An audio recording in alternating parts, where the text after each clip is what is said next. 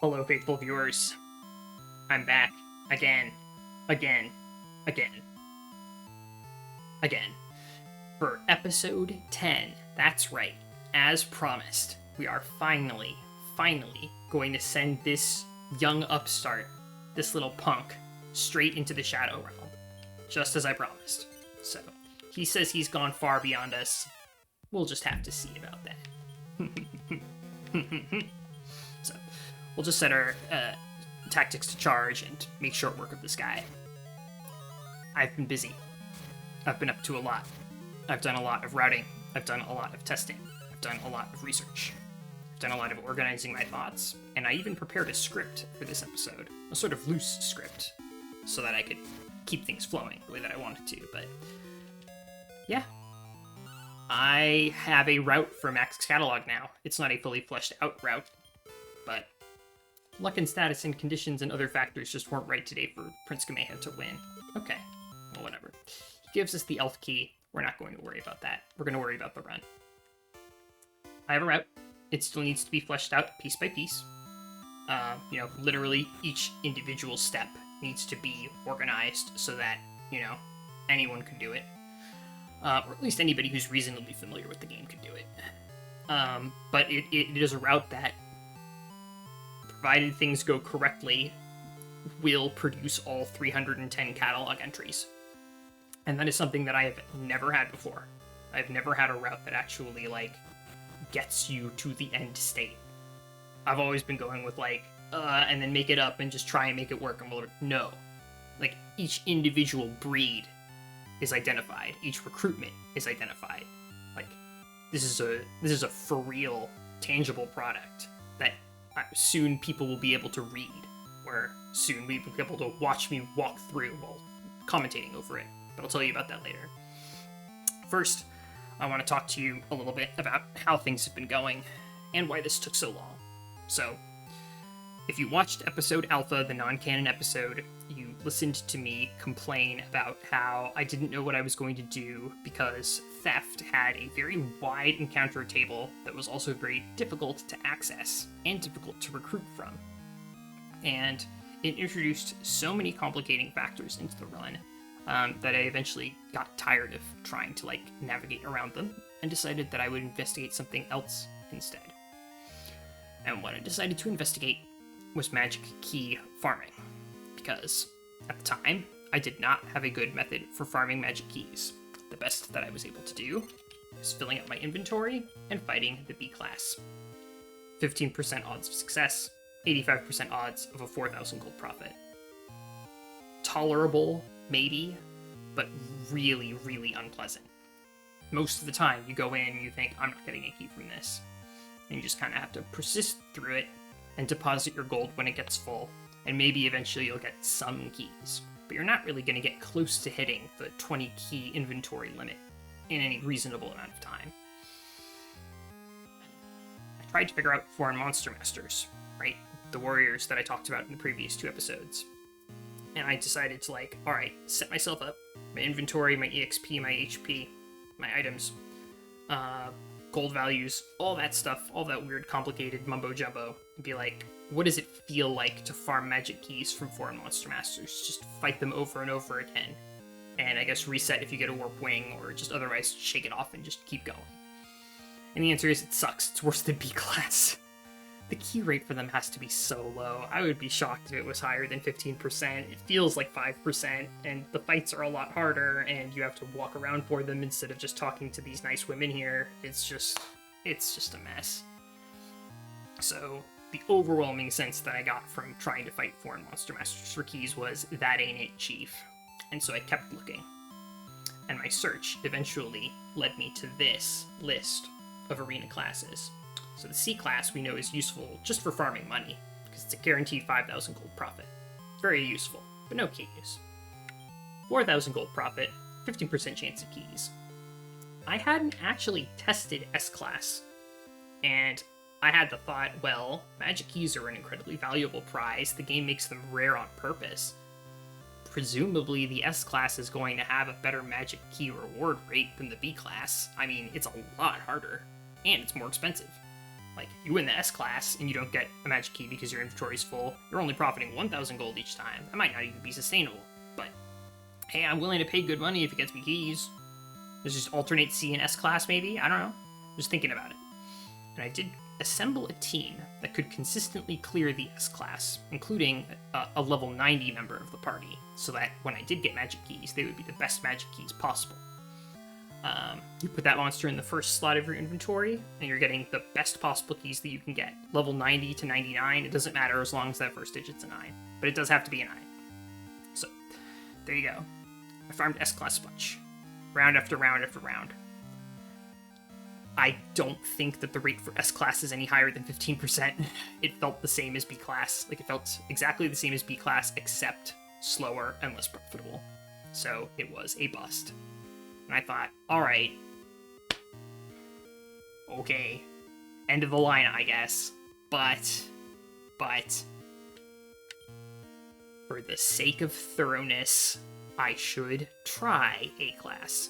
Because maybe, for some bizarre reason, they decided to make A-Class the class of the arena that rewards you disproportionately more keys than any of the other classes. I don't know. Anything's possible.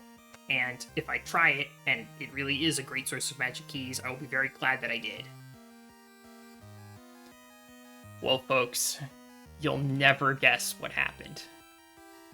I got 3 magic keys in my first 6 runs of A-Class.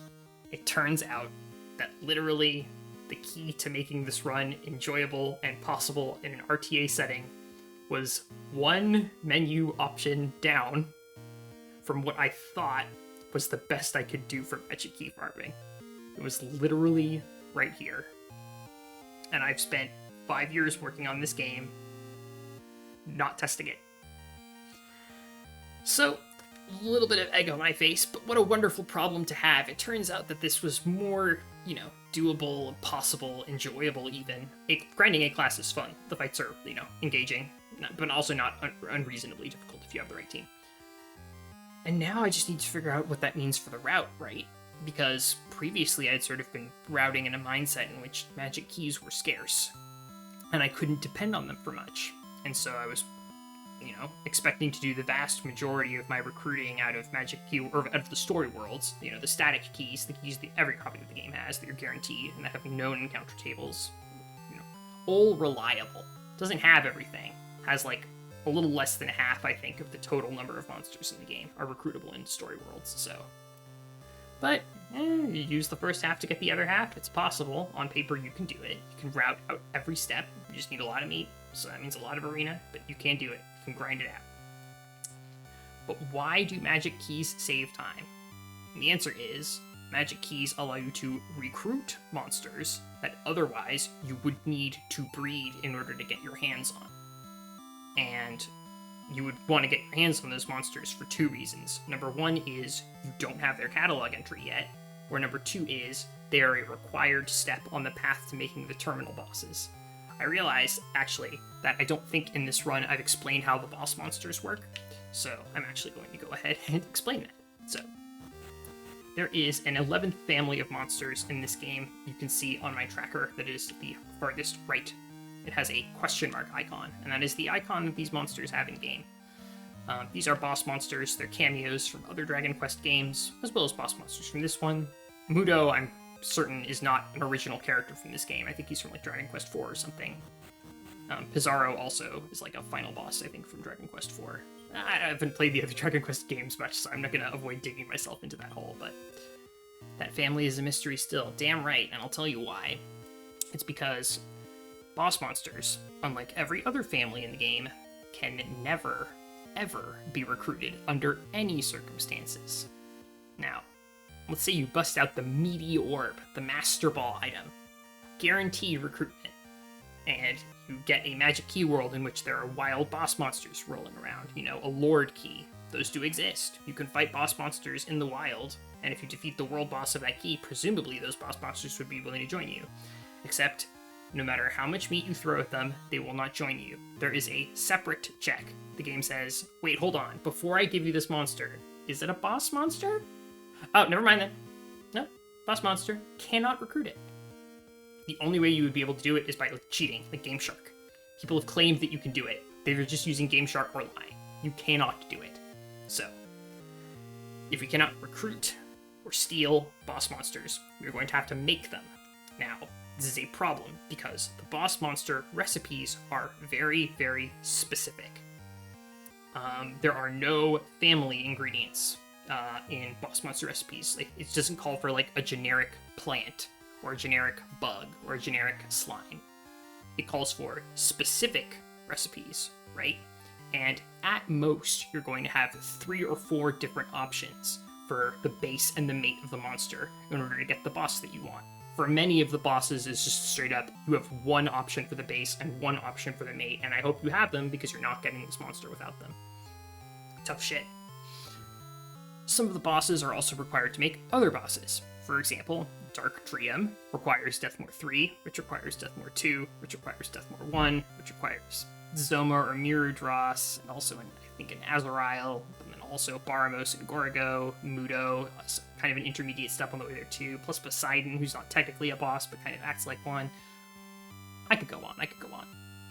But essentially, as a runner of this game, and as someone who's been developing the Max Catalog category, I have learned to think in terms of terminal bosses. So, what are the bosses or boss-like monsters that are not called for as a specific ingredient for any of the other boss monsters? Because I am going to have to get to them. And everything that I pick up along the way, I'm going to get the catalog entry for. So, for example, Azrael is, I think, about here on the bird thing. Like, if I'm making a Dark Dream, I know I'm going to have an Azrael at some point. So I can just kind of like assume that in and be like, alright, in the course of getting my Dark Dream, I'm going to get my Azrael, so that's taken care of. What do I still need to get? And then sort of just taking a very specific account of the recipes and what I'm going to attain on the way to what I want.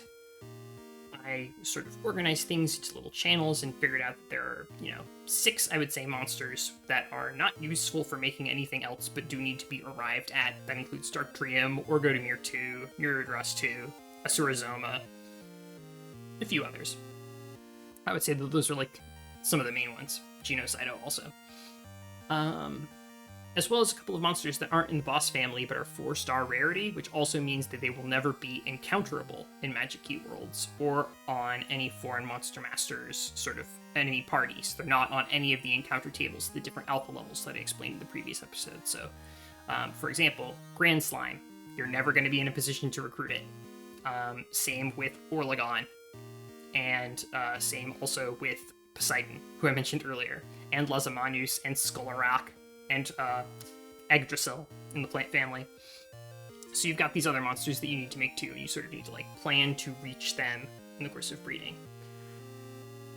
What can Magic Key Worlds offer? And again, I think I said this, it's the ability to recruit monsters that otherwise you would have needed to breed in order to make. And I knew this, which is why when I finally got my hands on a magic key method that was bearable, the first thing that I thought was, okay, you can have up to 20 magic keys at a time. If I have a level 90 monster to give myself the best possible odds of getting a useful key with as high ingredients in terms of rarity as possible, right? I don't think I mentioned this, but if you have up to 3.5 star rarity or up to 3 star, it includes all the lower ones as well. It's just essentially drawing from a wider pool that has access to more useful monsters. And another thing that I forgot to mention actually is that those monsters that are required to make boss monsters sort of get you on track initially, mostly 3 stars and 3.5 star monsters. So these are not monsters that you're going to be encountering in your ordinary Magic Key World.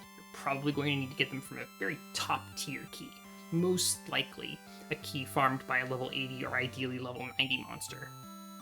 But assume that I have a level 90 monster, assume that I want to get, let's say, 3-star ingredients in every family.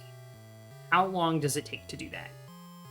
And after testing a class over and over again, I got the sense that not just 3-star, but 3.5 star in every family is reasonable to achieve within 20 keys worth of key space and several hours worth of your time once you have built the party that you want to build. you could just throw away the bad keys and keep going. And that's especially easy because the single family keys, like slime and thing, those suffixes, which only give you one family of monster, those get, I believe, a half-star rarity boost. So if they would ordinarily produce 3-star slimes at that prefix level, instead it will be up to 3.5 star, but only slimes. As a way of compensating for the fact that there's less variety, you get more rarity instead. So, those keys have a very high chance of being selected to give to you if you don't already have one and are using a level 90 monster for the farming, which is very important.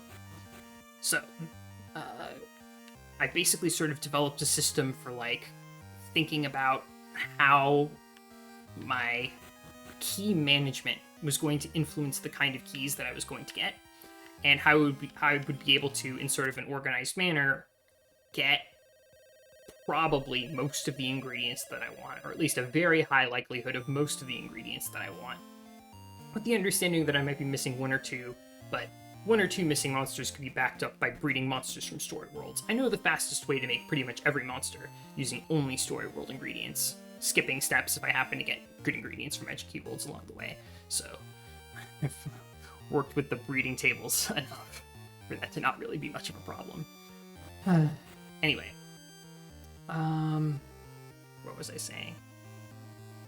I started thinking about this run in terms of assuming that I had access to every monster that I wanted. And that got me thinking, well then, what monsters do I actually want? Like, what's my shopping list? I need a shopping list of the most important monsters to get in Magic Key Worlds, or alternatively, a list of monsters such that if I have access to all of them from Magic Key Worlds, I know I can finish the run efficiently. And eventually, I did manage to arrive at such a list. It took me a little while. I also had to deal with a sort of related question, which was, how do I reach the ability to grind a class with a level 90 monster at the front of my party as soon as possible? That was its own complicated journey, which I will now explain to you because it is the next item in my script. So, getting a level 90 monster, you can spend like 4 or 5 hours grinding in Limbo. I guess it would be faster if you did it solo, but we're still looking at like, what, 2-3 hours of just grinding Limbo encounters over and over and over again with a monster whose pedigree is high enough to bring its base max level above 90, because monsters have a base max level that is always 80 or lower, and every plus value, let me show you what I mean. This is a Night Rich +9. That means its max level is 27 higher than a Night Rich +0, because it's 3 extra max levels for every plus value of 1.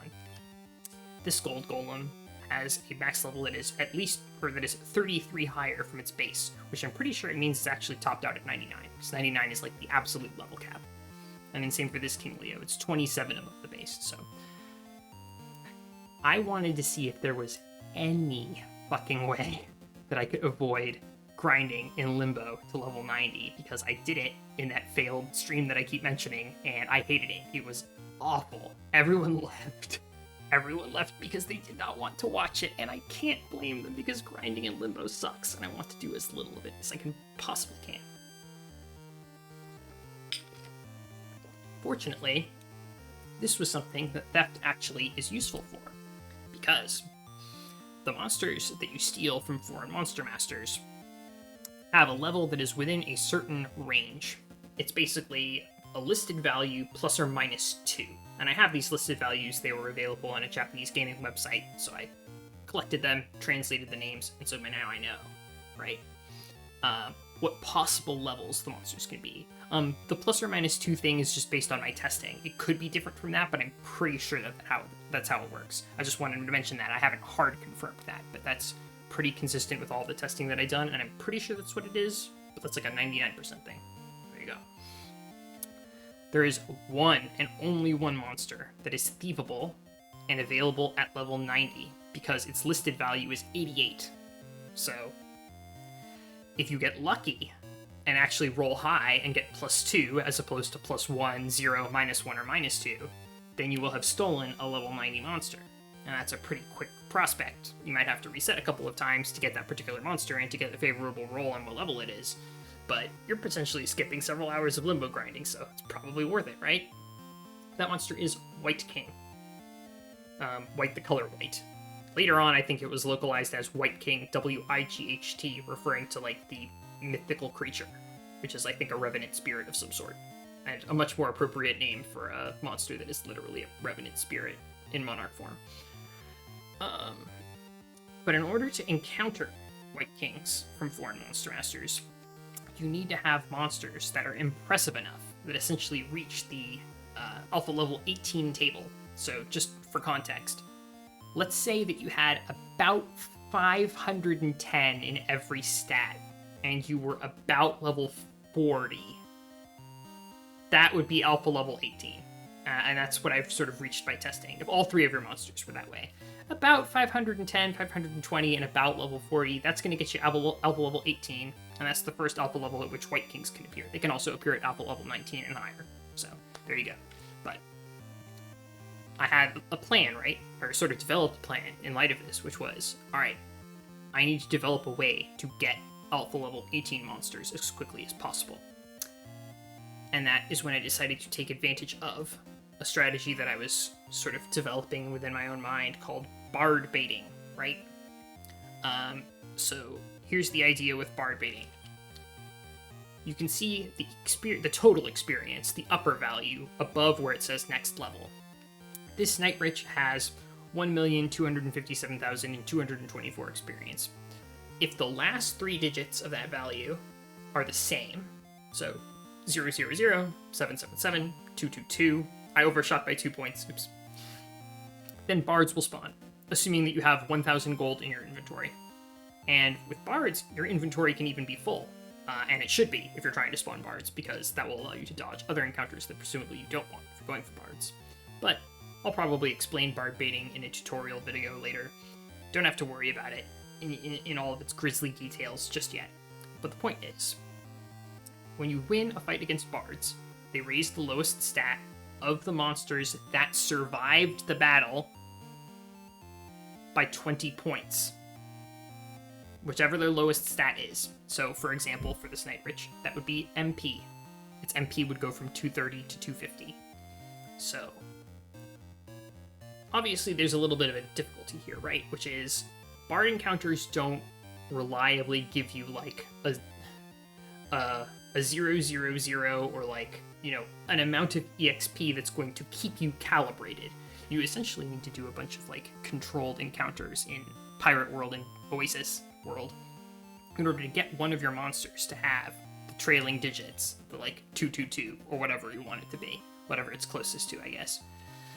And then immediately after you win in the fight, if that monster gained experience, it is, like, 99 times out of 100, I think, gonna lose calibration. So, you need a way to get around that. You need a way to stay calibrated. And there is a way to stay calibrated, because if a monster is dead at the conclusion of a fight, it does not gain any experience. So what if you had a monster who was calibrated, they had the right EXP values, and they died during the bard fight every time, but you still won? Well, assuming that you have a party of 3 monsters, at least 2 of your monsters are getting that nice bard boost, you know? Plus 20 points to their lowest stat, you get that twice. The third monster, and this is why I mentioned this earlier, is not going to get that boost, right? A little bit unfortunate. So, right? It's not a perfect strategy in the sense that it doesn't give you exactly what you want, but if you have a reliable way for that monster to die in the encounter with the bard, you're at least maintaining calibration, which means you don't have to dick around and calibrate again. You can just go straight to the next bard. You might want to refill your inventory, but you can do that with the errand skill or stopping in at a town or whatever, so this is a sustainable strategy in a way, if you have a reliable way to kill that monster. And there is a way to do that. There's actually multiple ways to do that. There's the farewell skill, there's life song, there's KO dance, or there's like a dance that is a sacrificial dance. There's ramming, there's twin slash, both of which damage you when you use them. There's also kamikaze. But ultimately, the best all-around skill for accomplishing this job is sacrifice. Sacrifice costs 1 MP. It will either kill you or leave you at very low HP. And if your monster with sacrifice also has twin slash, usually you can take yourself out in at most 2 turns. So you have one bard baiting monster that knows sacrifice and probably also twin slash, if you can get them conveniently onto the same monster like I did in my route. And then you calibrate it, and then you fight bards over and over. And 2 of your monsters increase in power drastically. They're also getting some levels because the bard experiences produce a healthy amount of experience. And so they're increasing in impressiveness until you can attract the level 90 White King and then steal it using the meaty orb that is at the top of the ice tower, the guaranteed recruitment item. Because it's bad enough that we have to A, get the White King to show up, which is about a 30% chance, and then B, also join our party at the conclusion of the fight. Which, if I was using sirloins, I would be able to get that chance up to, at most, I think, 90% if I just threw sirloin after sirloin or whatever. But if you throw a meaty orb, it's guaranteed. And we have one of those. You're guaranteed one of those. It's just at the top of the ice tower. You can go get it whenever you want. So I had the perfect thing to spend my Master Ball on, right? The Master Ball item for Pokemon functions essentially the exact same way. And so, if I can bard bait efficiently, that can get me very powerful monsters with very high stats. Stats that have been all raised until they're about 500 or so, right? And then sort of skip the grind. I'm sort of like acquiring a level 90 monster by underhanded means that saves me limbo grinding. So, all of that sort of developing the bard baiting stuff took a while, but I eventually figured it out. I also figured out that if you're doing it in a really shitty Magic Key World, you have a 100% flee rate from the enemies, so you don't need to bother with repellents if you don't want to. You can just run. It just wastes a little bit of time, but it also saves you the effort of restocking. So, it's not an expensive process either. It is expensive if you want to thieve while doing the bard baiting, but I found that was not worth it. It just made things a lot more unpleasant. There is a downside to this, which is only 2 of your monsters are getting the bard boosts, right? So they're going to be strong enough to fight the White King, but they're going to have to do it on their own. You're going to have to send a 2-monster team in, unless you want to, like, rotate it, try and train 3 monsters by, like, doing 1/3 each, sort of, of the monster, each of the 3 monsters missing out on a bard baiting session and just trying to balance it that way. Forget it. A 2-monster team can accomplish the level 90 White King recruit. It's just hard. I have to have a very particular set of skills, which is a very loaded phrase I'm now realizing. I just wanted to say. Okay. Right. This gave me an important insight, which is, in this Speedwalk series, I have developed a team of 3 monsters. But eventually, I'm going to reach the point in which one of my monsters is bard bait and can't move on from there, because it's become kind of a shitty monster by virtue of the fact that it has sacrifice and twin slash, which are only useful for bard baiting and not useful for anything else. And also it's not getting bard boosted. And immediately once I get the level 90 White King, it's going to take a slot on my team, because I need it to be in the lead of my party when I collect the magic keys if I want to get good magic keys. So this insight that I had was, my ideal party composition for this speedrun is not 3 monsters. It's 2 + 1 + 1 + 1 monster. So, essentially, 2 mains that have healing, revival, offense skills. Basically, they can handle everything. Plus a few utility skills too, including pheromone, which you would be really hard-pressed to try and complete this route without pheromone. Like, it's just not even worth considering trying to do this run without pheromone. That's just pure masochism for no point. Saving and resetting for gender. Couldn't be me. But then on top of the mains, which have the pheromones that you need, you have 1 monster to serve as bard bait, the level 90 White King for magic key generation, and then the third sort of specialist is you also probably want a monster with informer, so that once you get the magic keys, you can do this. Slab it, multi-eyes, fairy rat, mad plant.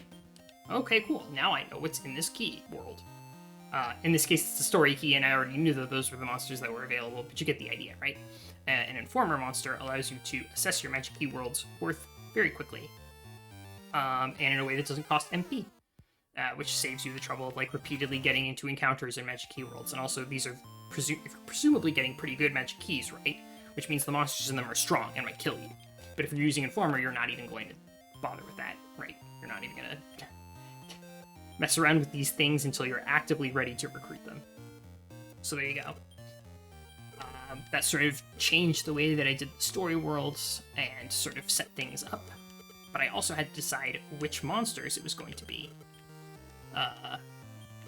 In terms of like getting the job done, who are the two mains going to be? And I want those mains to have, if I can manage it, excellent growth in all the stats. Because eventually, all of their stats are going to be used in the calculation for the impressiveness score, which will get me the White King that I want. And so I tried a whole bunch of options. I tried Mad Knight, I tried Battle Rex, I tried Servant, and in the end, I came to a very, I guess, lame but inevitable conclusion, which is that there's only one monster that's up to the task, and it is Gold Golem. And it is Gold Golem because its worst stat growth is Agility, and it's not that bad, and also, it's not in the class of monsters whose experience growth value is in the topmost quartile. It's in the second to topmost quartile, the 50 to 75% range, where it's still going to need a respectable amount of experience to level up or whatever, but it's not crazy. When you go from experience growth of 23 to 24, the amount of experience that's required to reach the next level is multiplied by 10 times at the early levels. And it does kind of get better over time, but it's always at least twice as much as all the categories beneath it. So it doesn't really get better, it just kind of stays terrible. So yeah, it's gotta be Gold Golems. And I, over time, managed to develop a route that gets me the Gold Golems that I want, with all the skills that I want. I managed to do that by exploiting a very particular aspect of the breeding formulas, which is, if you breed two monsters of the same family, in most but not all cases, what you will get out of that breed is the monster that was put in the base position, the monster that you added first. And that's useful if you have a monster whose species that you like, and a monster whose skills that you like, and those monsters are the same family. So, essentially, I make some material monsters that have all the skills that I want, or in one of those cases, 7 of the 8 skills that I want. And then I also make 2 Gold Golems, and then I mash them together, and now I have Gold Golems with the skills that I want. Easy. But it took me a little while to figure out precisely how I wanted to do that. So, I know what my mains are going to be, and I know what they're going to have. They're going to have a lot of the skills that I have here, like Pheromone, Defeat, Quad Hits, Heal All, and they're both going to have Revive because they need to be able to revive each other. Goodness, especially if they're going into 2-on-3 matches. They've got to be able to revive each other because a 1 versus 3 ends very quickly, and not in your favor. So, there you go. I developed my mains, and I feel very good about them. I'm really happy about them. The Bard Bait is an armor P that's made with the NPC Spiky Boy that I didn't use previously, and the Informer monster is a Florija that is made with the NPC Gulpal that you can use before you finished Limbo. You have access to Limbo but haven't finished yet. There is a Gulpal that you can breed with, and so I just catch a Misty Wing, make a Florija out of it, boom. Loyal monster with Informer, just needs to reach level 10, that's 1 battle. Easy. So, I have my mains, I have my specialists. Now all I need to do is figure out what I want from Magic Key Worlds, and that is not a very easy question, right? But I managed to identify 2 classes of monsters that I wanted to have more than any others. And those are the monsters that are used to make the terminal bosses more than once, and the monsters whose recipes are really, really bad or inefficient. And what do I mean by efficient? Well, I was thinking about this in sort of like abstract algebraic terms of like, what's the highest sort of recruit to catalog entry ratio? And I made some observations as a result of that. Basically, let's say you recruit a monster that is a new catalog entry, and you also recruit a second monster that is a new catalog entry. You breed them together to make a third monster, which is also a unique catalog entry. That's a ratio of 1.5. You're getting 1.5 catalog entries per recruited monster. But then, you can also continue the chain. If you breed that monster that you just made with a freshly recruited monster that adds a catalog entry into a monster that adds a now 5th catalog entry, that's a ratio of 2. You've managed to get 2 entries out of 1 monster recruitment. Assuming that you're able to do it in such a way that gives you a monster that you've never had before. And that led me to the insight that, hey, I know what it takes to make all the terminal bosses. I know the fastest paths. Even if I had access to all of the ingredients that I wanted, there's going to be some monsters that are used 3, 4, 6, 8, in the case of Divine Gone, 9 times. Now, the first time that I get a hold of a Divine Gone, right, it's going to add a new catalog entry. Good. All 8 of the other times, it's not. Which means you're going to be doing a recruit that does not add you a catalog entry. It does get you to the terminal bosses, so arguably it's still worthwhile, but it's not efficient, and what we care about is efficiency. So, if the choice is get a monster that is required to make the terminal bosses through breeding, which is a multi-step process that also involves training the monster, or get the monster that I need to make the terminal bosses through recruitment, which is a one-step process. You recruit it, you know its gender because you used pheromone, and then you have it. It's no contest. Recruitment wins every time. So, the first class of monsters that I want to find in Magic Key Worlds is they are used to make the terminal bosses more than once. And that's most of the terminal boss ingredients. It does not include Nightrich and Gigantes, or Gigantes, however you pronounce that. I always pronounced it Gigantes as a kid because, I don't know. This is one of those like little kid-isms that sticks with you. But, yeah. All of the other terminal boss ingredients you're going to need to get a hold of more than once, and so it makes sense to have them be recruitable rather than like sort of forcing you to breed them. So that all of the recruiting that you're doing is efficient, and all of the breeding that you're doing is efficient. Every recruit should add a catalog entry, or be on the path to complete finishing the terminal bosses, or both. Skip intermediate steps if you can. All of the breeding that you should do should either get you a new catalog entry, or advance you towards the terminal bosses, or both. Skip intermediate steps if you can. Magic keys are what allow us to skip those intermediate steps if we have the right keys. And that means having keys that have high rarity options, as high as 3.5, right? And then also some luck within that, because you're not going to get every monster from a particular family in every single key. As we know from this misadventure with the Big Roost that I had, it's very possible to, have the rarity value that you want, but still miss out on the monster that you want. RIP. I did also learn that Informer is not reliable, that you can actually find monsters that are not on an Informer list, which means Informer is bugged and results in a mismatch. And you can even see that yourself. If you scan south of Kitano, it will tell you that you can find Phoenixes, which you can't find Phoenixes there. I don't know what the fuck it's talking about, but there you go. Something's wrong with the G diffuser there. Couldn't tell you what it is. Maybe I'll know one day, and actually it would be really satisfying to know, because I do want to know why Informer doesn't work and what I can actually rely on it for versus what I can't. That's a mystery to be solved another day. So, there you go. We now understand what efficiency is in terms of the run. This also points us to the best method, right? The best method of doing an axe catalog. At least for the sort of like main phase, or like the manufacturing phase where we're just trying to get as many catalogs entries as possible, and specifically trying to get the catalog entries that we're not already getting on the way to the terminal bosses. You knock out like 50 or so catalog entries on the way to making the terminal bosses. But there's still so many other monsters that you need to get that just have nothing to do with the terminal bosses. So you need a plan to make those. And that plan is this. The farm can have up to 30 monsters in it, including the 3 monsters that are active in your party. You also have some overflow storage in the form of the stable. And that is useful if you want to have things not become disloyal over time, or if you just don't want to accidentally breed them or whatever, or if you want to make space for more recruits. But point being, the stable is useful as a way to kind of like round things out and give yourself a little extra space. But 27 farm slots at a time, basically, because we don't want to go to the stable more than we have to. It takes a bunch of time withdrawing and depositing monsters from the stable. Avoid it if you can. But that number 27 is very important, because what is half of 27?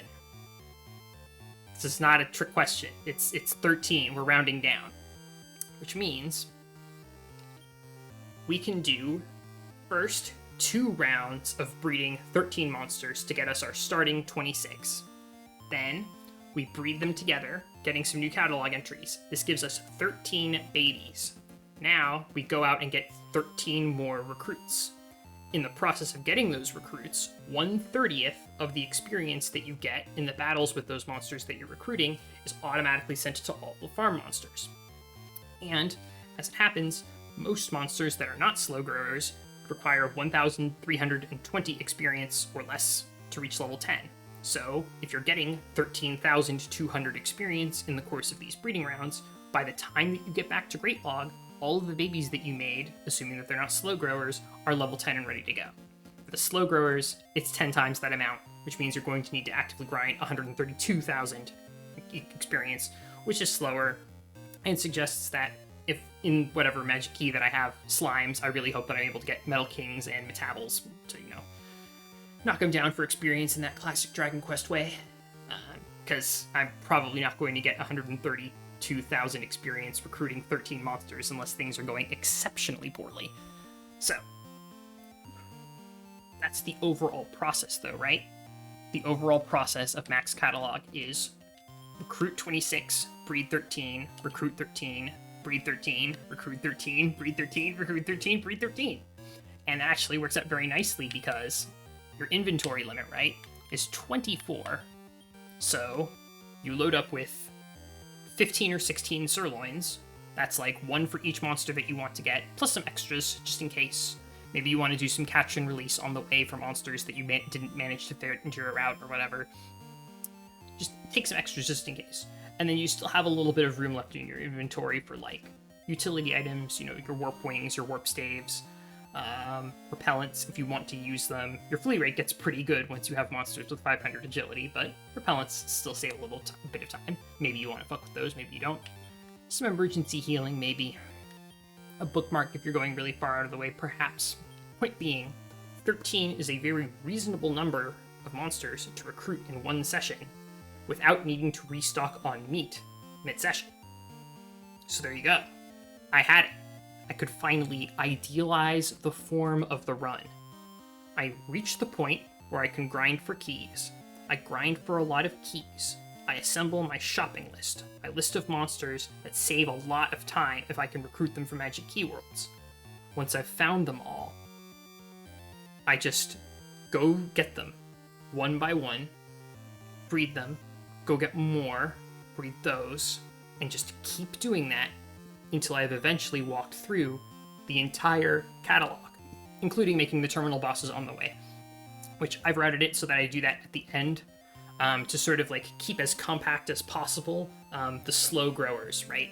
Because every round of breeding that I do that involves slow growers, I'm going to need to grind 10 times as much experience points. So if you keep to a minimum the number of rounds that have at least one slow grower in them, you're going to save some time. And I'm not going to fuck with like bringing monsters out of the farm and training them individually. That is just such bullshit. It's so much faster to just grind a whole bunch of metal slimes and skip the problem. So I managed to compress the slow grower rounds to, I think, 6. 6 of the 12 rounds that I figured out was optimal. Making the breeding schedule was an incredibly frustrating and complicated process. I can't even properly describe what it took to produce the ungodly, colorful mess of a spreadsheet that does list every monster that you recruit and every breed that you do and specifies what genders need to be what, and even kind of optimizes for where you get them. I tried to organize the rounds such that you're using a lot of ice ingredients in this round, and a lot of sky ingredients in this round, and a lot of Magic Key World ingredients in this round, but you're not doing a lot of world hopping if you can help it. And you're mostly going to like the same locations within those worlds, or otherwise doing kind of efficient paths to minimize the amount of dithering that you do on the way to getting the one specific monster that you want. Or maybe it's a few, if it's a particular phase of the recruitment process. But you understand what I mean. I needed to sort of develop this schedule, right? Which I didn't even know how many rounds it was going to take. I knew it was going to take rounds, right? These 13 monster rounds, recruit 13, breed 13. I knew that that was the shape. I didn't know how long it would need to be, or, how tall the list would be. And I eventually arrived at that number 12. And I arrived by first putting in all of the breeds that were required to make the terminal bosses, and then working up from that, adding earlier on into the schedule all of the other breeds that would just get me catalog entries that I needed, and then kind of convert into something else. And this involved a lot of managing sort of like specific recipes. I tried my best to make sure that if a monster was not recruitable in story worlds, but it did have a recipe that used specific monsters, and that specific monster hadn't been used in another monster's recipe, then that monster would be sort of like designated as making this particular monster. Sort of like pre-planning specific sort of chunks of breeds, including multi-step breeds, in which I make a funky bird, which is then used to make an herb man, right? Or, kind of stuff like that, or whatever. I do a lot of wacky stuff in order to get Aquadon, sort of like managing getting to the specific sort of ingredients and merging them at the end or whatever.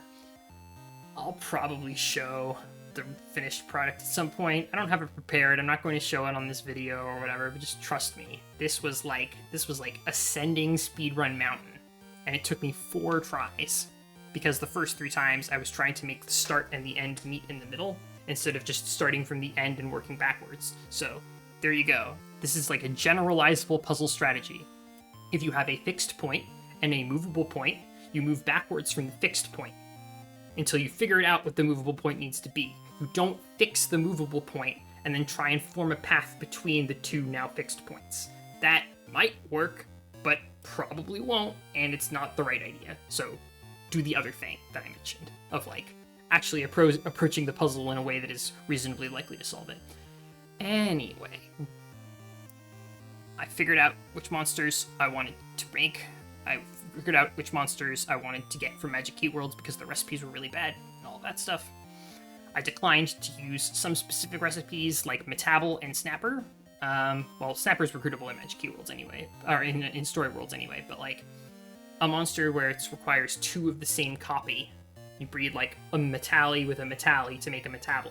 Well, you're only getting 1 catalog entry out of those 2 Metallies, so that's not efficient. So you should just recruit Metable instead, because otherwise you're recruiting 2 monsters to get 2 entries after doing a round of breeding, versus recruiting a Metally, which you can then use for something else, and recruiting a Metable, which you can also use for something else, and also doesn't need to be bred to level 10 because it already arrives at level 50 or whatever. It's just better. It's just better if you can find Metable in a Magic Key World, because it allows you to avoid a recipe that sucks. And that's to say nothing of skipping stuff like, Robuster 2, which requires you to have a +10 monster involved. Like, no, we're just gonna recruit Robuster 2. So, the biggest thing was identifying the monsters who the ingredients to make them was basically family times family. These are the dregs, the most generic monsters. We're talking like Spot Slime, Cactoball. I'm using examples from Oasis World, but like stuff like Gremlin, Pixie, Dragon Kid, which, oof. Yeah. By the way, I don't know if I don't think I pointed this out earlier. I showed the star on the elf key. I just did the elf storyline while I was talking. That's literally all that the elf storyline is you go talk to some NPCs, and then you beat some arrow dogs, and then you beat Nagpebble. That's it. That's the whole story. So, Babble is slime times zombie, for example. What's another good example? Wind Beast is beast times material. Any beast family monster and any material family monster, with some exceptions, because there are some specific recipes that either require a specific monster times family, or a family times a specific monster, or require a specific monster with a specific monster. And I needed to be careful, because if I decided that I wanted to breed this family by family monster, I can't use a recipe that will give me a rarer result than I actually wanted to have. Like, for example, in the route that I developed, I eventually realized that the recipe that I was using to make Tortragon was going to make Mad Dragons instead. And luckily, that was an easy fix. I was essentially able to just swap their places, more or less, and it didn't break anything, There were a couple of more annoying changes that I needed to make, and I needed to move stuff around constantly. I had to develop a tracking system for how many of each family ingredient that I used, because I eventually ended up with a list of monsters that were being used for their specificness, and monsters that were being used as generic, unallocated family ingredients to be decided later whenever it would be most convenient for recruiting purposes. And I needed to be very careful, because the lists were different. I did not have very many unallocated zombies. I think I had 4, and that's really small compared to all the other ones. And then with other monsters, it was a glut. I have way more plants and birds that I could possibly use to satisfy family obligations. So I didn't know what I was going to do there. And the answer was, eventually, I hack and hack and hack and move things around and arrange things over and over and over again until finally, I have 12 rounds of breeding, 14 rounds of recruiting, because you need an extra round of recruiting for setup, and you also do an extra round of recruiting at the end. Now, after I'd done 12 rounds of breeding, I had 12 monsters that I intended to recruit, but could not make useful. And I would either need to make those monsters or recruit them. And if I made them, that would result in a partial round, right? That would mean recruiting 6 monsters and then breeding them, which doesn't really make a whole lot of sense. Why not just recruit all 12 of them at that point? So, because I didn't have enough monsters to justify doing another round and making it a 13-round schedule, I decided to just recruit those 12 monsters at the end. Then I realized, hey, wait, actually, I can recruit those monsters on the way while I'm trying to get other stuff, and then just release them. Because if your farm is full, and you recruit a monster, the game will say, hey, your farm is full. Do you want to release one of your monsters on the farm to make room for it? And you can just do that remotely. Take that, Pokemon Red, Yellow, Blue. Like, remote releasing of monsters in your box. Eat shit, Bill. Like, you get what I'm saying, right? Like, this gives you a way to, like, get the monster for its catalog entry, but if you know you're not going to use it for anything, you just remote release it and replace it with the thing that you're actually going to use. And again, this is while you're on the way to doing the other stuff that you know that you want to do because it's actually efficient to do. So, I kept optimizing it and refining it, and then I had it. I did actually have a route. I had a list of things that I needed to do. Not complete, still needs all the details, still needs all of the specifics. But I had an idea of what this run was going to be like, and I started developing a better tracker that would allow me to better take advantage of these insights that I had. The big development there was I figured out that for a lot of the monsters, in this sort of like recruit 13, breed 13 process, I could just hatch the monster as is and then reactively use pheromone to recruit the opposite gender of the monster that is going to mate with that particular monster. So like, yeah, you have raw hatches and counterparts. If I need man-eater, and I breed, I get Hork, and then later on, when I'm getting man-eater, I just react to whatever the Hork was, or something like that. If I'm going to be breeding with king squid, the gizmo that I get is going to be the opposite gender of the king squid, which I get first. That kind of thing. And I developed sort of like list that I check off as I go. It's separated by round, and then basically I just click from a drop-down list and I say, this monster is M, and then right next to it it'll say, okay, then this monster needs to be F. Or this monster's F, so the one that you're getting later needs to be M. It just keeps track of it. Other people can check it off for me, which I'm actually really excited about that, because this is going to be very fun to run, especially if I can have the viewers helping me out. I'm trying to make it easier for people to add information. And something that's very important that people are going to need to be able to add for me are monster locations in Magic Key Worlds. I mentioned a shopping list earlier. My shopping list has 33 plus 7 items. Of those 33 that I mentioned first, those are the monsters that are used multiple times in terminal boss ingredients and the monsters with shitty recipes. If I have those 33 monsters available for Magic Key Worlds, I know I can finish the run efficiently. So, I know what I'm looking for in Magic Key Worlds, and it's those 33 monsters first and foremost. We're talking stuff like Armorpion, Darkhorn, Jamiris, especially Jamiris. Divine Gone, Gold Slime, the list goes on, and the list is 33 items long. I'm not going to read it to you. You're just gonna have to wait. But yeah, I know what I'm looking for in Magic Key Worlds now. And then as I scout through them using my Florija with Informer, I'm going to need to take note of where everything is. And I'm going to need to like sort of reference that later once it actually becomes time to pick up that particular monster. So that is going to be on a Google Sheet that probably will be editable by anybody who has the link. I hope. As long as people aren't trolls, you know, and to face it for no reason. My viewers have generally been pretty good about stuff like that, so I have high hopes. And then also just keeping track of the genders of monsters. Keeping track of the stats of my monsters once I'm trying to raise their impressiveness scores. Stuff like that. There will be an opportunity for chat to help me out. And that'll be very cool. So there's going to be this very interesting sort of interactive element, or at least I hope that there will be, that I think will make it really kind of stand out as a speedrun. I still don't have a really good time estimate yet. That's something that I'm working on. And specifically, what I'm working on is a segmented playthrough of my route recorded without audio and with fast forward so that we can get to the important stuff.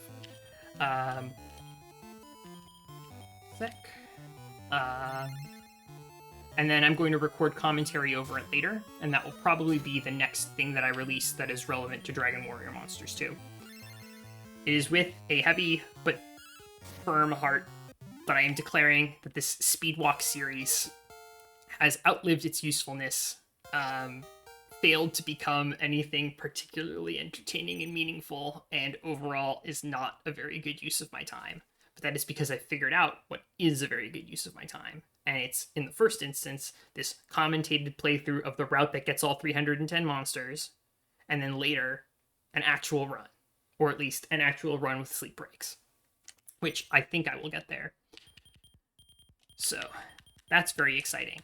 It is a little bit sad to be giving up on the Speedwalk. I did want to have a video series in which I collect every monster, and I will have that. It's just going to be in a different form than I thought previously.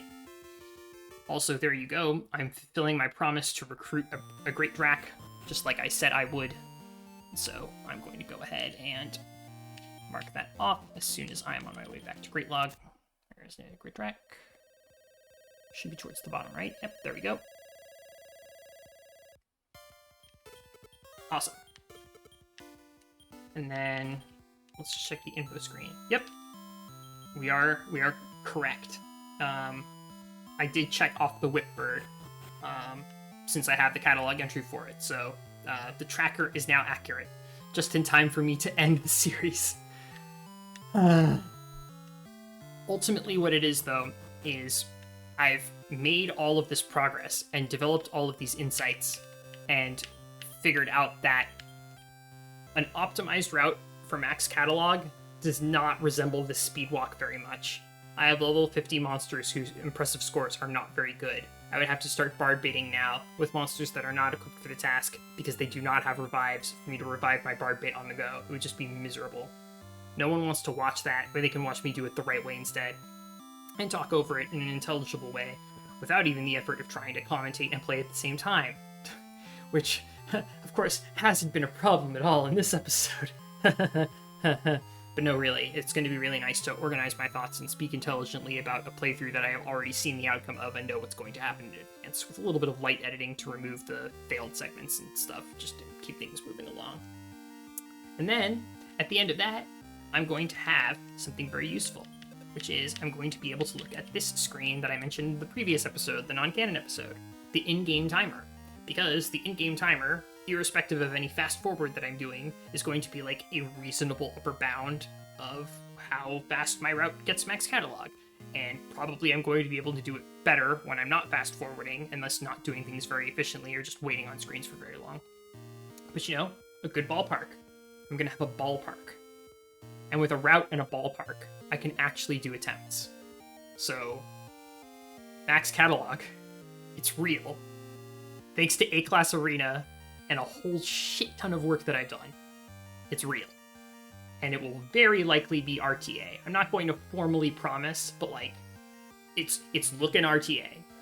I think so. I think so. One day, a day that is getting closer, hour by hour. But my hour is up. It is time to say goodbye to Beppis.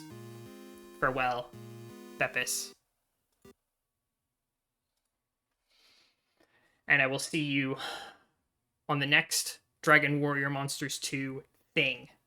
Whatever that ends up being. Stay tuned. I have a little surprise, actually, on that point.